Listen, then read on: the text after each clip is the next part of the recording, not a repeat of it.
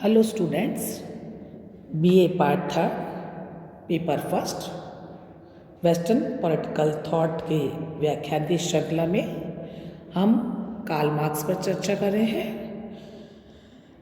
Last class में हमने Karl Marx के जीवन परिचय को जाना और ये जानने का प्रयास किया कि कार्ल मार्क्स ने अपने समाजवादी विचारों में किस प्रकार के से अपने विचारों को स्थापित किया है। हम आज उनकी आगे के विचारों पर चर्चा करेंगे। सबसे पहले हम ये देखते हैं कि मार्क्स ने अपने जीवन काल में बहुत अधिक समाजवादी जो साहित्य है, जो लिटरेचर है, उसकी बहुत रचनाएं उन्होंने रचित की हैं और मार्क्स के ग्रंथों में सर्वाधिक विख्यात जिस पुस्तक का नाम हम लेंगे वह दास कैपिटल है। और हम ये देखते हैं कि मार्क्सवाद का पूरा परिचय हमको इस ग्रंथ में मिलता है।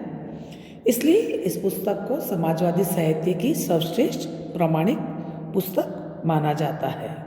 या हम ये भी कह सकते हैं कि जो भी साम्यवादी सिद्धांत हैं उनकी आधारशिला के रूप में हम इसे Bible of the working class भी कह सकते हैं।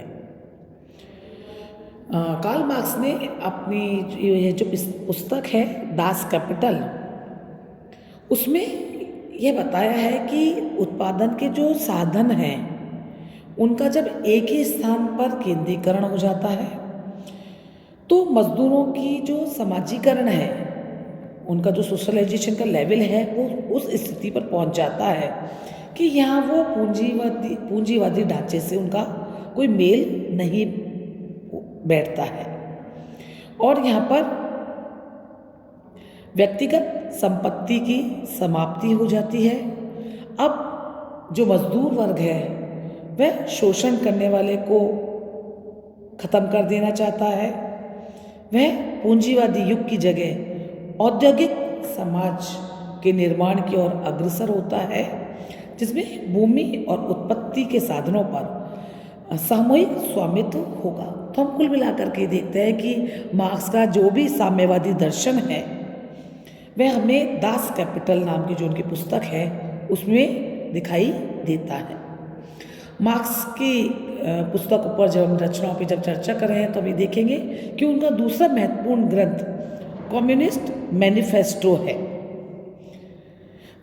जब आप 2 नंबर के क्वेश्चन अति लघुत्तरात्मक एग्जाम में करेंगे तो आप देखेंगे कि सभी विचारकों की किन्हीं 2 पुस्तकों के बारे में आपसे प्रश्न आपके लिए आते हैं। तो आप अगर इसी तरह से जैसे हम आपको आज बता रहे हैं कि जैसे उनकी 2 पुस्तक है दास कैपिटल और दूसरी पुस्तक जिसका मैंने आपको नाम बताया कम्युनिस्ट मैनिफेस्टो, तो आप सभी विचार अब जितने भी हमने इस पेपर के अंदर थिंकर्स पे चर्चा करी उनके सभी 2 से 4 किताबों, रचनाओं और पुस्तकों के नाम अगर आप लिखित रूप के अंदर अपनी किसी नोटबुक के अंदर नोट कर लेते हैं तो इससे आपके 2-2 नंबर के क्वेश्चन तैयार हो जाएंगे।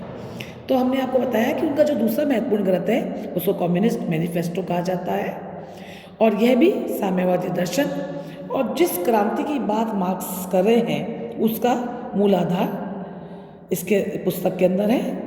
क्योंकि यह जो पुस्तक उनकी है, यह जो जिस सर्वहारा क्रांति की वो बात कर रहे हैं, जिसको प्रोलेटेरियन रिवॉल्यूशन की वो बात या जो जिस बात की वो भविष्यवाणी कर रहे हैं वो इसी पुस्तक के अंतर्गत की गई है।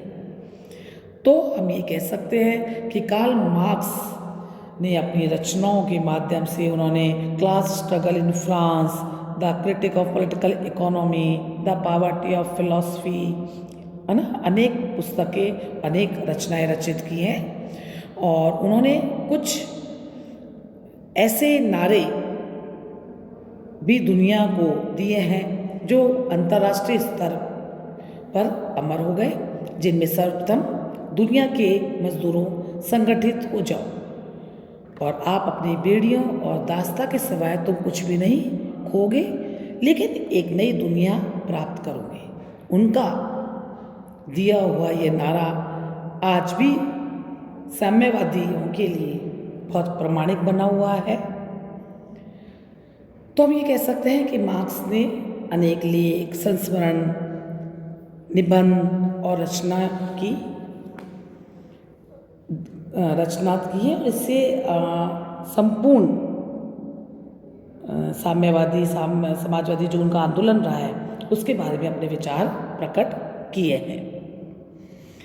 प्रोफेसर लास्की के शब्दों में हम ये भी कह सकते हैं कि मार्क्स ने जिन सिद्धांतों को साम्यवाद के नाम से प्रस्तुत किया, यद्यपि वे Hegel, Adam Smith, saint Simon के विचारों से हमको प्रभावित दिखाई देते हैं, लेकिन फिर भी उन्होंने जो समाजवादी विचारक, जिसको उन्होंने बाद में साम्यवादी दर्शन के नाम से संबोधित किया, जिसको उन्होंने बहुत अस्त व्यस्त व्यवस्था में पाया था, उन्होंने उसको एक समेकित रूप में एक आंदोलन का रूप दिया। उन्होंने उसे एक दिशा प्रदान की, या हम ये कह सकते हैं कि उन्होंने अनेक ईंटों को एक स्थानों पर एकत्रित करके एक ऐसे भवन का निर्माण किया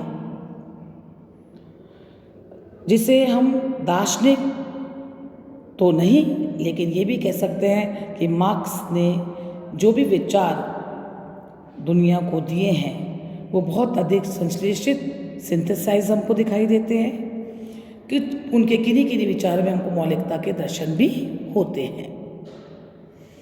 सबसे पहले जिस सिद्धांतों पर हम जो चर्चा करना चाहेंगे मार्क्स से, तो हम ये देखते हैं कि उनका जो दर्शन है वो बहुत विराट है, बहुत सुसंबद्ध दिखाई देता है, कोरिलेट है आपस में। जहाँ मार्क्स वर्ग संघर्ष पर अपने सिद्धांत की बात कर रहे हैं, तो उनका वर्ग संघर्ष का सिद्धांत हमें उनके अतिरिक्त मूल्य के सिद्धांत पर आधारित दिखाई देता है।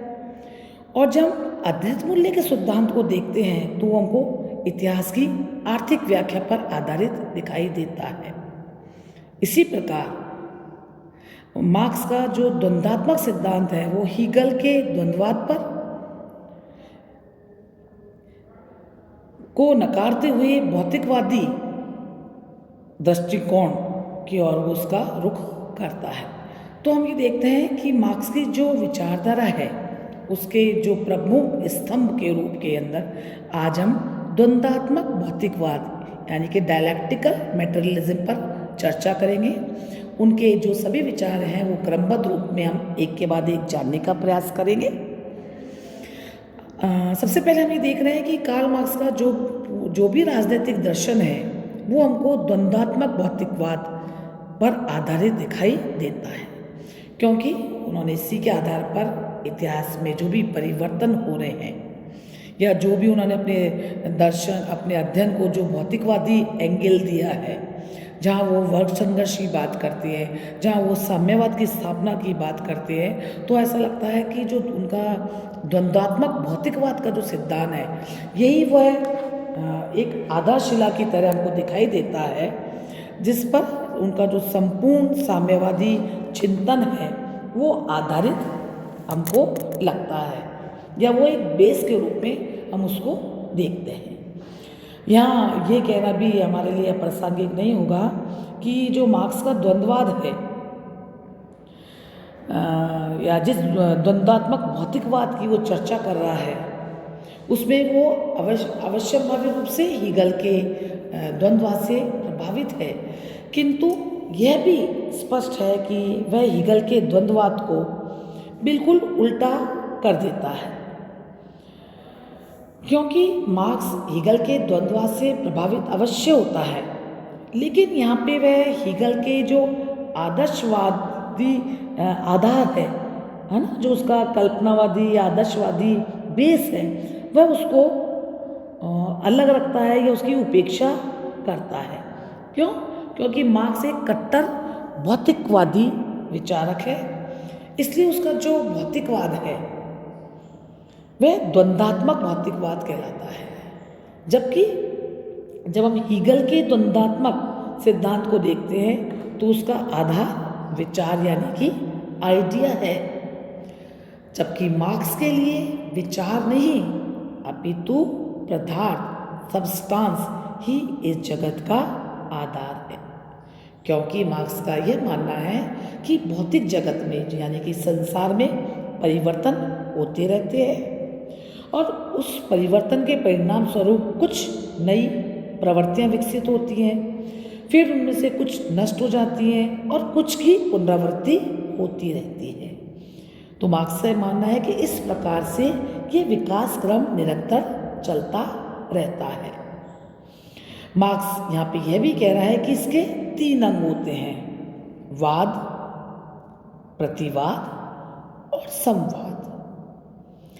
लेकिन मार्क्स का जो हमने आपको पहले भी बताया कि उनका जो भौतिक द्वंद्ववाद है ही उसका विकासवाद का सिद्धांत भी है। वहाँ यहाँ पे वो ये बता रहा है कि किस प्रकार से संसार में विकास की प्रक्रिया आगे बढ़ती है। उदाहरण के लिए हम इस चीज़ को इस प्रकार से समझ सकते हैं कि यदि हम गेहूं का जो एक दाना होता है जिसको हम पदार्थ मान लें और उसके हम द्वंद्व का अगर अध्ययन करें तो हमें लगेगा कि उसका डेवलपमेंट हो रहा है।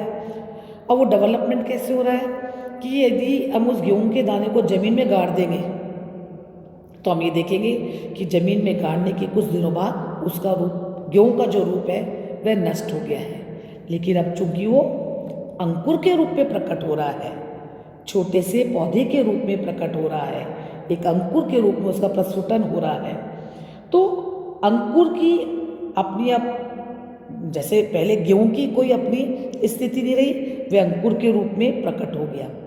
जब आगे हम और चलते हैं विकास के क्रम में तो हम देखेंगे कि अंकुर की भी अपनी जो स्थिति है वो स्थायी नहीं है, क्योंकि अब उसका विकास एक लहलाते पौधे से पौधे के रूप में हो गया है।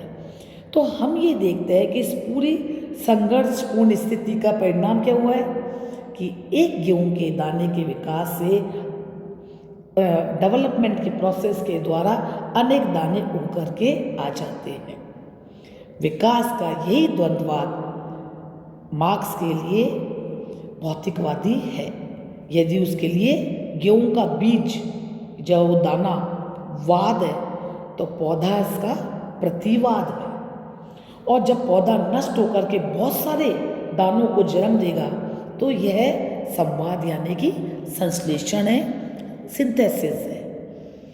और यह जो डेवलपमेंट हो रहा है ये बाह्य रूप से ना हो करके आंतरिक हो रहा है। तो आज की क्लास में हमने जानने का प्रयास किया कि कार्ल मार्क्स की कौन कौन सी प्रमुख रचनाएं हैं, उन रचनाओं में वो किन सिद्धांतों को प्रस्थापित कर रहा है। उसके बाद हमने देखा कि कार्ल मार्क्स के प्रमुख सिद्धांत या उनके उसका जो साम्यवादी दर्शन है उसमें क्या क्या सिद्धांत है। आज की क्लास में हमने मार्क्स के द्वंद्वात्मक भौतिकवाद पर चर्चा की है। कल की क्लास में हम उसके जो भौतिक द्वंद्ववाद का जो सिद्धांत है उसके आज हमने एक उदाहरण के द्वारा समझा है। कल आगे की क्लास में हम उसकी विशेषताओं पर चर्चा करेंगे। धन्यवाद।